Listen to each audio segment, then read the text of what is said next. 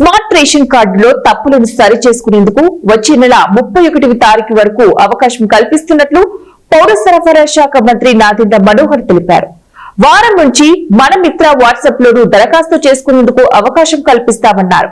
విజయవాడలోని కానూరులో సివిల్ సప్లైన్స్ భవన్ లో గురువారం నిర్వహించిన విలేకరుల సమావేశంలో మంత్రి మాట్లాడుతూ ఆధార్ సమాచారం ఆధారంగా స్మార్ట్ రేషన్ కార్డును ముద్రించినట్లు తెలిపారు.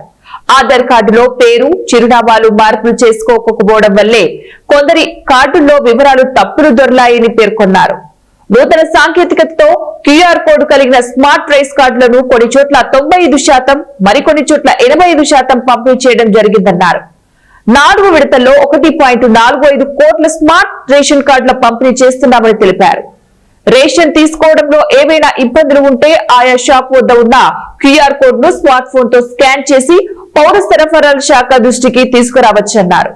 వచ్చే నెల 31 తేదీ వరకు స్మార్ట్ రేషన్ కార్డులు ఉచితంగా పంపిణీ చేస్తామని, నవంబర్ 1 నుంచి నామినల్ ఫీజు 35,000 రూపాయలు చెల్లిస్తే కార్డులు పోస్టులు ఇంటికి పంపిస్తామని తెలిపారు.